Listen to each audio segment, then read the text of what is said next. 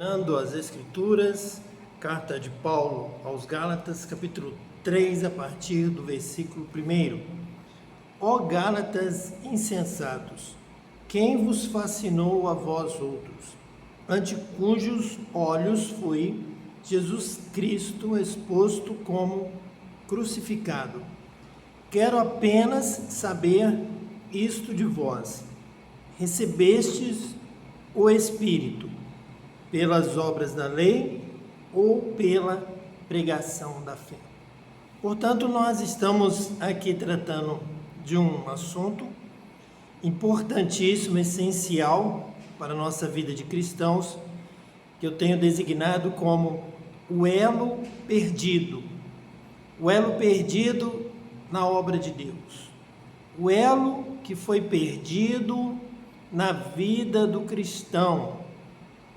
Este elo é essencial, não pode faltar, não poderia ter sido perdido e deixado de lado, como aconteceu, devido à organização da igreja em diversas denominações, e estas denominações têm os seus eventos, têm a sua prática, a sua organização em diversos grupos, em diversas sociedades, ministérios e tanta coisa que precisa acontecer, até mesmo para que todos tenham discernimento sobre a política, o estatuto daquela tal denominação. Então, ao se buscar administração eclesiástica em instituições, em denominações, cada denominação com seu padrão de atividades, de doutrina, de atitudes, isso e muitas outras coisas levaram os membros destas denominações a perderem um elo que não poderia jamais ser deixado de lado. Mas este elo foi perdido, é um elo esquecido, é um elo que está se tentando viver e realizar a obra sem ele. Por isso a obra está enfraquecida. Por isso a igreja não consegue cumprir o seu papel.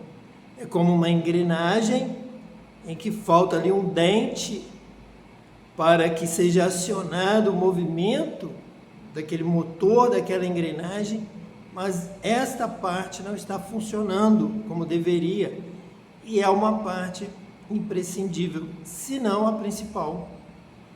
E nós vamos então estar trazendo uma sequência de estudos demonstrando qual é este elo perdido e mostrando como retomá-lo, recolocá-lo nesta engrenagem. Então nós vamos ver o seguinte: é preciso que haja menos denominação e mais Espírito Santo na vida do cristão.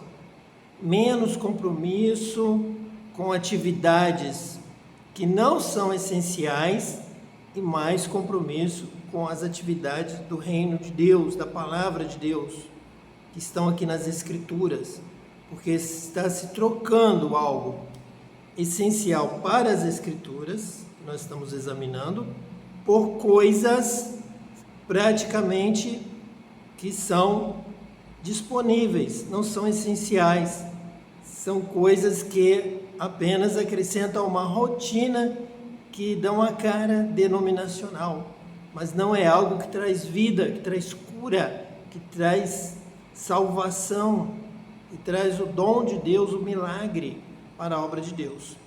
E essa parte do dom, do milagre, da ação de Deus, da vida de Deus na igreja, essa parte jamais pode ser trocada. Não podemos trocar o dom de Deus pelas coisas do mundo, pelo que o mundo tem, pelo que nós podemos fazer neste mundo. O mais importante é ouvir a palavra de Deus, guardar e praticar. Então vejam bem, o apóstolo aqui pergunta justamente quem vos fascinou a vós outros. Realmente, o envolvimento com tantas coisas que o mundo apresenta, seduz, que Paulo está dizendo aqui, fascinam, levam a igreja, no caso, ó Gálatas insensatos, levam a igreja da galáxia a perderem o foco no essencial, naquilo que Jesus trouxe para nós. Jesus é o caminho. Jesus veio trazer o caminho para a salvação. Jesus foi exposto como crucificado para que houvesse uma pregação de salvação pela fé no sangue de Jesus, na morte de Jesus por nós, para nos salvar. Então nós não podemos deixar que nada deste mundo venha fascinar e envolver a igreja em atividades com outros fins que não Jesus. Jesus tem que ser o fim, Jesus tem que ser o caminho desta igreja. Então Paulo, no versículo 2, quer justamente tocar ali na ferida e despertar os Gálatas para o que é essencial. E eles estão perdendo já aqui no início da igreja, já tem essa tendência de perder este elo, de se tornar um elo perdido, esquecido. Então Paulo chama a atenção deles. Quero apenas saber isso de vós. Ele está aqui redarguindo, ele está aqui perguntando, questionando, trazendo a memória, despertando novamente os Gálatas para que eles possam refletir na verdade, na realidade da obra de Deus. Quero apenas saber isto de vós, que deverão ser entendidos nas coisas de Deus. Recebestes o Espírito. Então, o fim, quem vai dirigir a igreja, quem vai trazer revelação para a igreja da palavra, do que fazer, das atividades, dos ministérios, como a igreja deve se comportar, como deve agir, é o Espírito. João Batista anunciou a Jesus como aquele que batiza, que os batizaria com o Espírito Santo e com fogo. Então o ministério de Jesus veio com ensino, veio com prisão, crucificação, morte, derramou sangue, foi sepultado, mas ressuscitou ao terceiro dia. E ao chegar ao céu, a primeira coisa que ele fez ao receber ali a sua herança foi compartilhar conosco o Espírito Santo, derramou o Espírito Santo, batizou com o Espírito Santo. E Paulo aqui está dizendo que a consumação da obra de Jesus, da pregação de Jesus, o momento principal, culminante, o mais importante, foi receber o Espírito. É receber o Espírito. Isso está de acordo com os profetas, com Moisés, com a Torá, com toda a palavra de Deus. Jesus em carne, veio em carne, habitou entre nós e nos deu a palavra da fé, a palavra da salvação. Ao recebermos esta palavra, nós estamos já em condição de recebermos a herança, já recebermos ali o selo, a marca, de estarmos já registrados no céu, no livro da vida.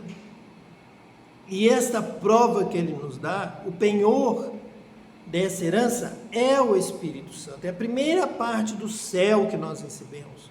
É o céu vindo a nós, é vir o Espírito Santo. Enquanto Jesus em carne teria que estar em um local, em uma cidade somente, e as multidões correndo atrás dele, perguntando onde ele está, para que lado ele foi. Ele atravessou o mar, entrou no barco, ele não está mais aqui. Mas agora, pelo Espírito Santo, ele está conosco em todo lugar, ele vai conosco aonde nós vamos, ele guia os nossos pés, os nossos passos, ele habita em nós, ele fala conosco, ele ouve a nossa voz, ele conversa, ele nos ensina, ele traz a palavra de Deus, a revelação de toda a palavra aqui agora. Então Jesus disse que convinha a nós que ele fosse, para que o Espírito Santo viesse. O Espírito Santo é o grande ensinador, o ensinador de todas as coisas.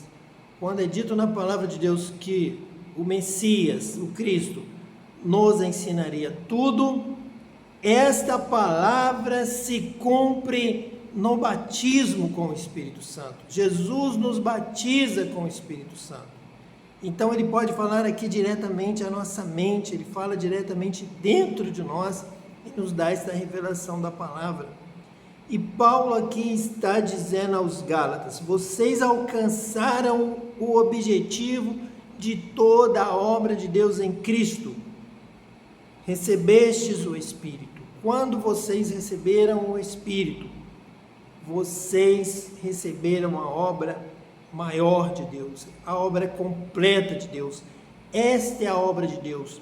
Jesus veio nos salvar, morreu por nós, ressuscitou para que nós recebêssemos o Espírito da promessa, o Espírito de vida, o Espírito que nos vivifica, vivifica a nossa alma, o Espírito da redenção, a marca de Cristo, o selo da promessa, a marca, a certeza de que o nosso nome está escrito no livro da vida.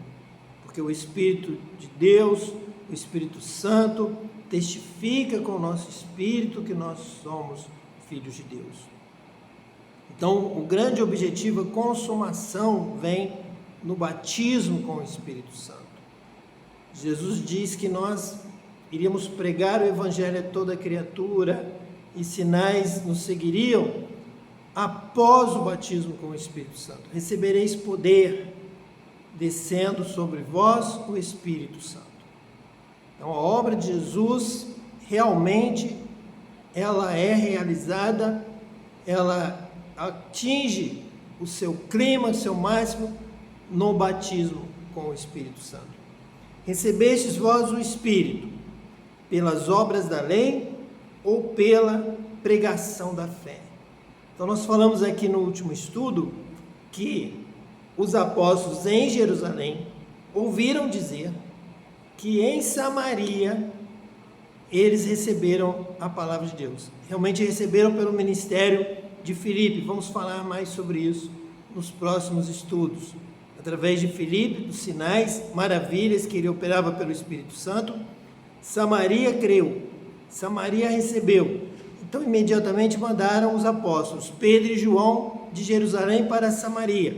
Chegando lá, o que eles fizeram? Imporam as mãos sobre os que creram e eles receberam o Espírito Santo. E aqui mais uma vez agora aos Efésios, Paulo está dizendo que eles receberam o Espírito não pelas obras da lei, mas pela pregação da fé. Então Jesus veio, morreu, anunciou o Evangelho, nos ensinou, ressuscitou, derramou o seu sangue, foi ao céu, e nós pregamos essa palavra da fé em Cristo. E a primeira coisa, o que nós devemos buscar na vida de quem recebe a Cristo pela fé, após o batismo com água, pelas águas, nas águas, após o simbolismo do batismo de João, é necessário para que a obra de Deus se complete e cresça e tenha ação, tenha poder para ser realizada neste mundo. É necessário que venha o batismo com o Espírito Santo. Nossas igrejas, elas não podem continuar vivendo desligadas deste elo, com este elo desconectado. Precisa haver, então, novamente, a união da palavra da fé, receber a Cristo e receber o batismo com o Espírito Santo, receber o poder do céu. Nós precisamos de mais Espírito Santo e menos denominacionalismo, menos atividade de denominação e mais batismo com o Espírito Santo. A igreja deveria se reunir pelas cidades, pregando o Evangelho, pregando a palavra da fé, e onde houver conversão, estarem se reunindo ali para que recebam o Espírito Santo. Foi assim lá em Jerusalém, no cenáculo. Paulo está dizendo aqui aos Efésios, isto aconteceu em Samaria, e nós vamos ver que isto aconteceu por todas as cidades, na igreja primitiva. Então nós temos uma razão para nos reunir, para nos congregar, Aos Coríntios é dito: quando vos reunis, um tem revelação, o outro tem visão, o outro tem línguas. Então há uma reunião para os dons espirituais, há uma reunião para o Espírito Santo continuar guiando a igreja. Isso deve acontecer nos nossos dias. É assim que Deus quer a igreja organizada desde o início. É uma igreja que ora, é uma igreja que busca receber o Espírito Santo.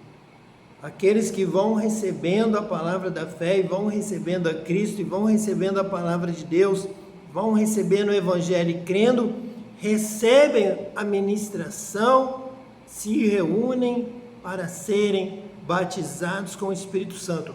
E na sequência, se reúnem para que o Espírito Santo vá dando orientação, profecia, revelação, discernimento do momento, palavra de ciência, palavra de sabedoria, e assim a igreja vai caminhando, vai realizando a obra ali no local onde ela está localizada.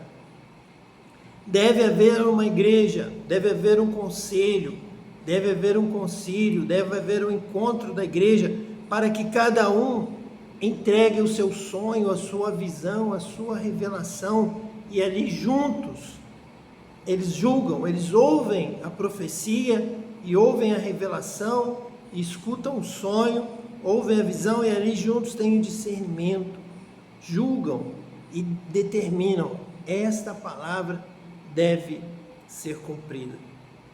É claro que vamos falar aqui daquele momento tão importante em que a igreja estava reunida. Havia ali muitos profetas, entre eles Saulo, entre eles Estevão e outros mais, e disse o Espírito Santo: separai-me a Barnabé e Saulo para a obra a que os tenho chamado. Esta é a igreja, assim é a igreja, não é tal denominação, não é outra qualquer, todas, é a igreja do Senhor. Esta igreja que tem a palavra da fé, que crê em Jesus como Senhor e Salvador de suas vidas, e é batizada com o Espírito Santo. E o Espírito Santo ministra nesta igreja. O Espírito Santo fala. Nós não podemos perder este elo de maneira nenhuma, em nenhum lugar. Essa é a vontade de Deus, é isso que Deus quer para nós nestes dias. Vamos orar. Senhor, em nome de Jesus o Cristo, nós clamamos agora, Deus, para que a tua igreja possa caminhar na direção do Espírito Santo, todos que creram, sendo unidos na fé, no Espírito, batizados com o Espírito Santo, Senhor, recebendo a glória que o Senhor tem prometido, o poder, a vitória. Deus, derrama sobre nós, ó Deus, o teu Espírito Santo, para que ele venha habitar em nosso corpo, pois o nosso corpo é o templo do Espírito Santo, onde Deus deve habitar, que possa morar, transformando, purificando, repreendendo todo mal, retirando toda a enfermidade, ó Deus, todas as obras das trevas, saindo pela habitação do teu poder, da tua luz, da unção do teu Espírito Santo, que a chama da adoração seja acesa na tua igreja, a partir de cada um, Senhor, que crê na tua palavra e que é batizado com o Espírito Santo. Que venha a nós esta revelação, a tua glória, que vai culminar, Senhor, no amor revelado, o amor de Deus, o amor total, ó Deus, em nossas vidas, para que possamos ser semelhantes a Ti como filhos, ó Deus. Abençoa, salva todas as nações da terra, elimina o mal, elimina a guerra, que todas as vidas sejam felizes e abençoadas por Ti, bem-aventuradas. Nós oramos, ó Pai, em nome de Jesus o Cristo. Amém. E que Deus te abençoe eternamente.